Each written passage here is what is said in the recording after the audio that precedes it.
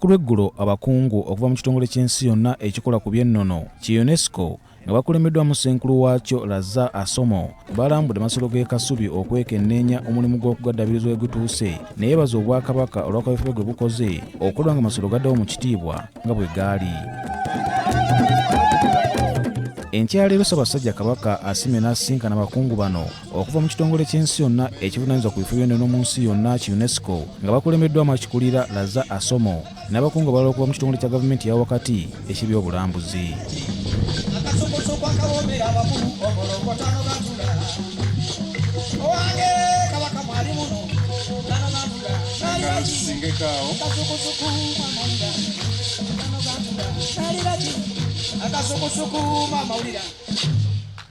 Lyamanyibwa nnyo eggwanga lyaffe okwetooloola ensi zonna.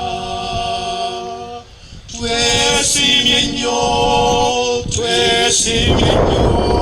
olwa Buganda yaffe.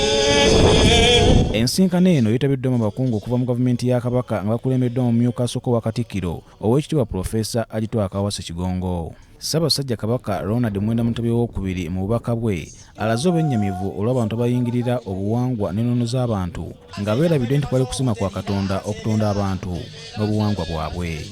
Suffocating people's cultural heritage in any form has diverse effects. It has diverse effects on the socio-economic advancement of the people.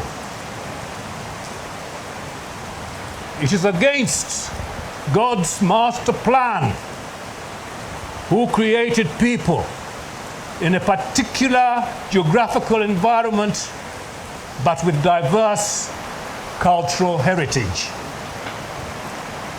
Omutanda ategeeza nti okwokya Amasiro kyali kikolwa kya bukyayi era kyakosa nnyo Obwakabaka. The 2010 fire that destroyed the Kasubi tombs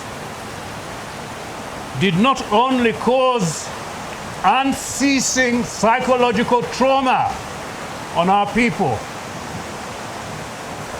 but also impacted on the economic well-being of our local population that used to offer services to the tourists and other people visiting the royal tombs. Asiimye omulimu ogukoleddwa ekitongole ki UNESCO ku kuzzaawo Amasiro g'e Kasubi. I wish therefore to commend UNESCO for the relentless technical and financial support provided during the restoration of the Kasubi royal tombs.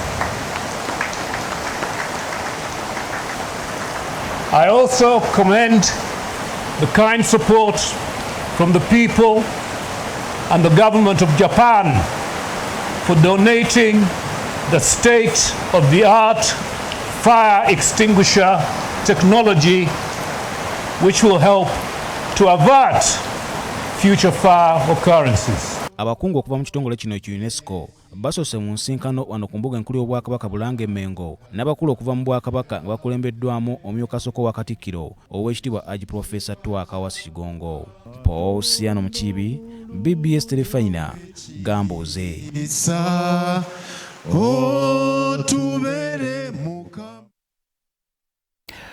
Omulambo gw'omugenzi Kato Lubwama